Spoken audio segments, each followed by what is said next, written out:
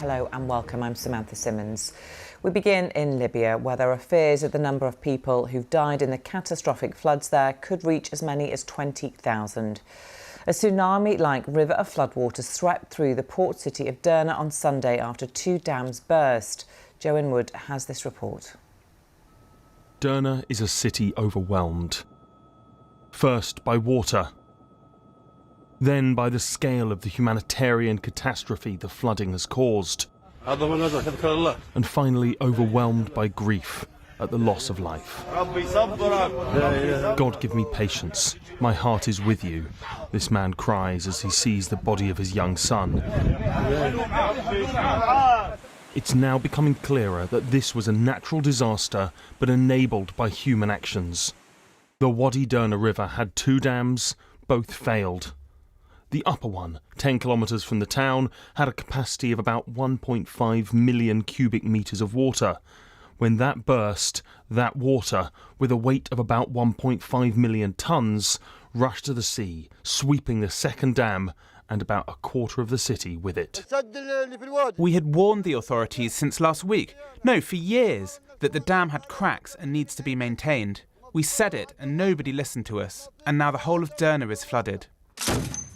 The blame will inevitably fall on the politicians and warlords who have tried and failed to run this country since the fall of the dictator Muammar Gaddafi.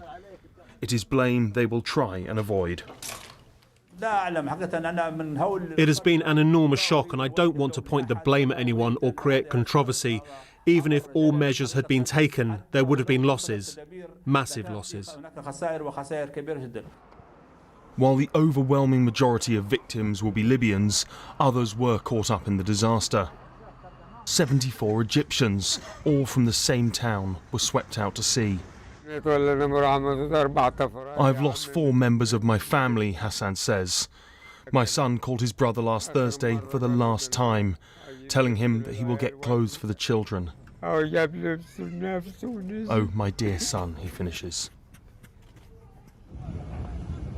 International aid is starting to arrive, but the same crumbling infrastructure that allowed this disaster to happen also prevents the help getting through. When you walk on the ground of Derna, what you smell is the smell of corpses, and what you hear is the screams of women and children. And we don't have what it takes. We need more rescue teams. The situation is way worse than it seems in the media. It is hard to comprehend the full scale of this tragedy. The force of nature and the failings of government saw entire families, entire communities, simply washed into the sea. Joe Inwood, BBC News.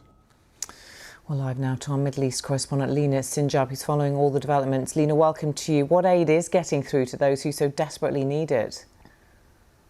Well, basically, some of the governments that have sent aid, rescuers and medics have just started to arrive into the port of Derna, that is the most affected by the storm, Daniel. I mean, but the scale of the situation is massive, and will need more and more people arriving, more and more medics. There are 30,000 people that are now homeless, and they need shelter, they need food, they need clean water. But the priority for everyone on the ground now is to recover and retrieve bodies. There are reports of the sea, throwing bodies like constantly on the shores, and the numbers are likely to be higher and higher with the hours and days unfolding.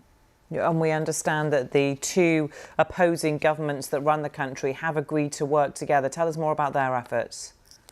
Well, this is if there is any glimpse of hope, is that, these two opposing governments have put their differences aside. This is a natural catastrophe. It's unprecedented that the country had witnessed, and they cannot do it while they're fighting. This is the time to join forces and provide help. And they will still need help from international community. We've seen reports of Egypt, UAE, Turkey stepping in and arriving with their medics, but also also other countries in the West are also stepping in. This is a natural disaster, as we heard also in the report, joined by man-made one because of the weak structure of the dams.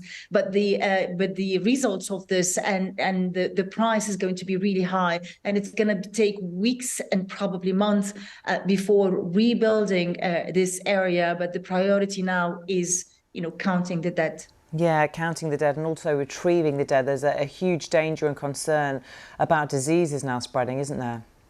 Absolutely. Médecins Sans Frontières is also joining today because they also worry about diseases spreading because of the bodies covered under rubbles or in water.